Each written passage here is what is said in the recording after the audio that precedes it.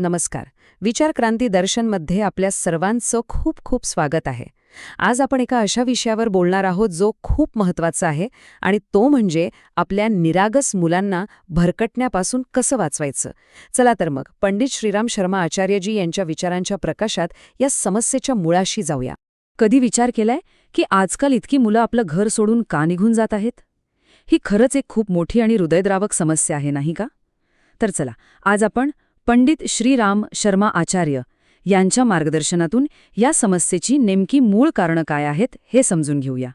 आपल्याला वाटतं की याचं कारण बाहेरच्या जगात असेल, पण खरं तर तसं नाहीये. आचार्यजी अगदी स्पष्टपणे सांगतात की या समस्येचं मूळ, या मुलांच्या पळून जाण्याचं खरं कारण हे बाहेर नाही तर आपल्या घरातच, कौटुंबिक वातावरणात दडलेलं आहे. विचार करा, जेव्हा घरात प्रेम, आपुलकी, जिव्हाळा याची ऊबच नसेल तर काय होईल? मुलांच्या मनात एक प्रकारचा एकटेपणा घर करतो आणि हीच भावना त्यांना घरापासून लांब, खूप लांब ढकलते. आचार्यजी म्हणतात की दुर्लक्ष आणि तिरस्कार कोवळ्या मनावर खोल जखमा करतात. ही वाक्य खूप काही सांगून जातात. जेव्हा एखाद्या मुलाला स्वतःच्याच घरात परकेपणाची वागणूक मिळते, तेव्हा ते मूल बाहेरच्या जगात कुठेतरी आपुलकी शोधायला लागतं आणि इथूनच सगळी सुरुवात होते.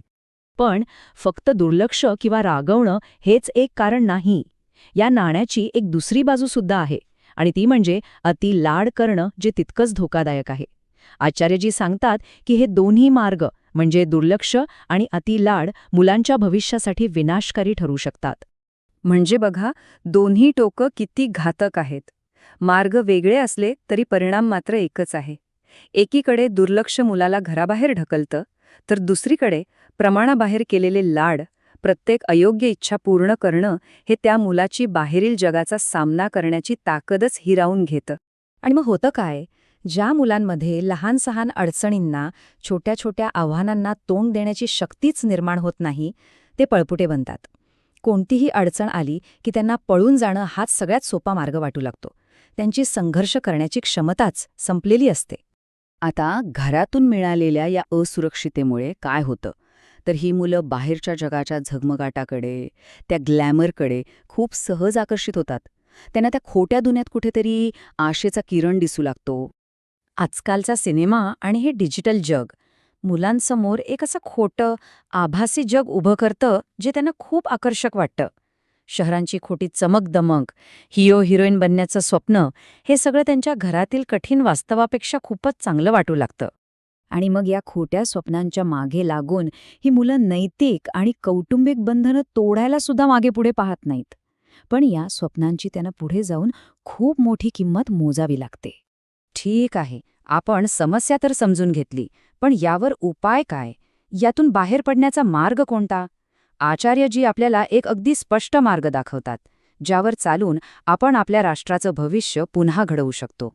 त्यांचं हे वाक्य नेहमी लक्षात ठेवायला हवं. मुले ही राष्ट्राची अनमोल संपत्ती आहेत. हे विधान आपल्याला आठवण करून देतं की ही समस्या फक्त एका कुटुंबापुरती मर्यादित नाहीये, तर ही आपल्या संपूर्ण राष्ट्राची जबाबदारी आहे. आचार्यजींनी दिलेला उपाय खूप सोपा आहे, पण तितकाच प्रभावी आहे.